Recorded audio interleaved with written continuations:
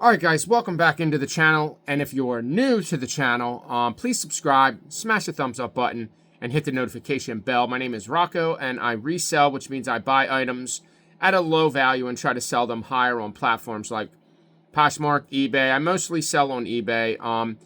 Poshmark, eBay, Mercari, Depop, whatever. I don't really sell on any of those, but I used to. So I mostly just do eBay and Marketplace. And I've been moving things over to Depop, and that's not really going too well, but I think I have to really list really strong on Depop. I have to sit down and just dedicate a whole day to that. Anyway, guys, please subscribe to the channel. I'm going to show you today how I ship posters. So this is how I do it. This is the best way for me. I don't know how it works for other people. This just goes with my experience from shipping them wrong and having them damaged, and that's how that works. So here is the poster. The poster that sold is Time Cop with Van Damme, Jean-Claude Van Damme. So this is how I label them. I just put I have all my posters back there. If you guys can see, all along the top of there is where all the posters are. I had met a lady by networking. Make sure you guys are networking. I just popped some bubbles.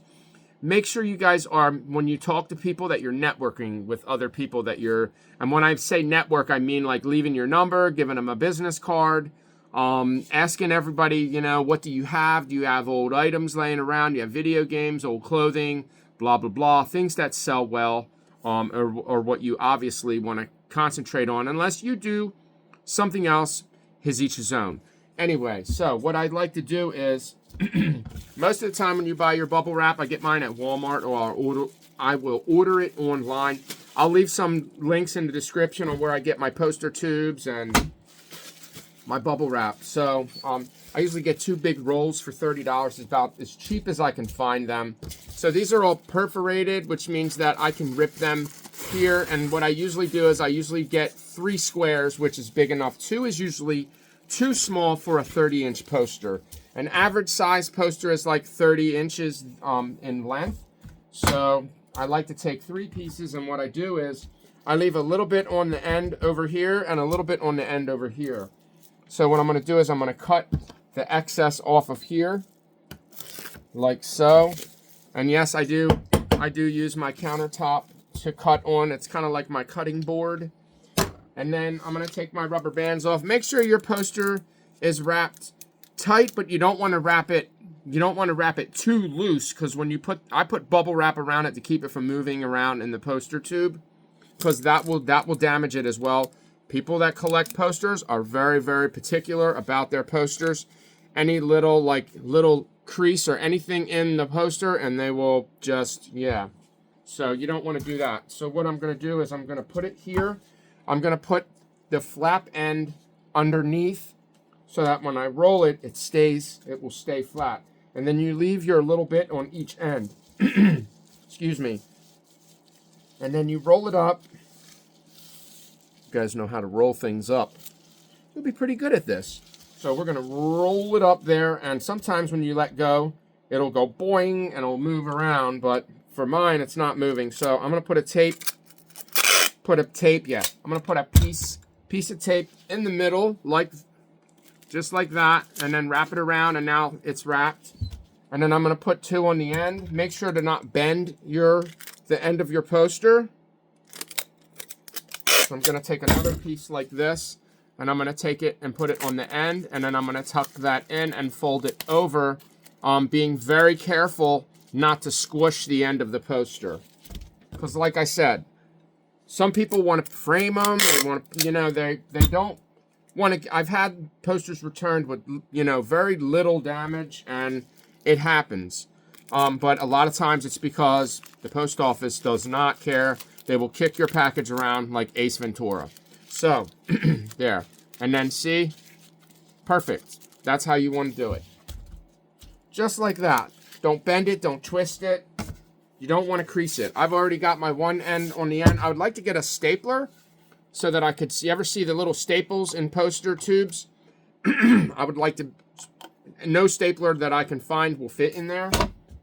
So I would imagine it has to be something that has like a really skinny end to it. But yeah, I might, maybe online. You can find anything online. So what I'm going to do is I'm going to be very careful and see how it fits in there perfect. That's how you want it to go into the poster tube. So, and then I'm going to take the little excess piece that's left over. Be careful not to shove it in, like, and push down on the poster, because you'll crease the poster. I'll just push it in like that, and then I'll take my other piece and put that on the end, and voila. Now, you can staple it if you have a stapler that will fit in there to staple to hold the caps in. But what I like to do is I take tape, I'll put a piece over the top like that, and then I put another piece around the tape that I just put on top to keep it, so that keeps this from coming out. And then I do the same thing on the other side, and another piece this way. And all my posters, if they're 30 by 27, something like that, 30 by 27, 25, 26, whatever, they always weigh about 8 ounces. So, and they always ship UPS on eBay because it is, or is it UPS? FedEx. They always ship FedEx for like $6.97, something like that. Depending on where they're going, obviously. So here we have 8 ounces. I have my packages back here, so what I'm going to do is I'm going to put 8 ounces. I already know what the tube is. It's 30 in length, and it's 2 by 2. And I actually had FedEx actually hit me up with postage. And I don't know why, because all my posters are the same size. They all weigh the same, and they're all in the same tube. So all of them should be shipping for $6 something. I don't know why I got hit with $12. I didn't contact them. That's my fault. It's one thing when you're running a business alone and you have all this stuff going on all at once. It's very hard to keep up with everything. And there are phone calls and things I need to make. I need to call the FedEx. I need to get in contact with eBay. I have some things on my account that I would like. If you guys sell on eBay, if you've been noticing a lot of packages that are not being delivered, I have 4 of them, and they consider that not seller resolution. And what am I supposed to say to the customer? Your package is lost. I didn't lose it. I shipped it. I dropped it off. After that, it's out of my hands. So I don't understand why I'm getting hit with these defects because of that. It's because I'm not responding to the customer and saying, hey, let me upload the tracking number. What is the point? That's what I mean. Why does it matter if I upload the tracking number or contact the customer? Usually when I do contact the customer, I just tell them, hey, just wait it out. You'll get your money back. I'll lose my poster. I'll lose my money, and you'll get your if you do get your item, you'll get it. If you don't, it doesn't matter. You'll get your money back. But it's just one of those things. It's a conundrum. What are you going to do? But anyway, guys, that's how I ship posters. We got on to a whole bunch of other shit that didn't really matter, but it's all good because, you know, we're all resellers and we all talk about the same stuff. And if you're not a reseller and you just watch me just to watch me, thank you guys so much for watching. Don't forget to subscribe to the channel, smash the thumbs up button, and hit the notification bell. Peace out.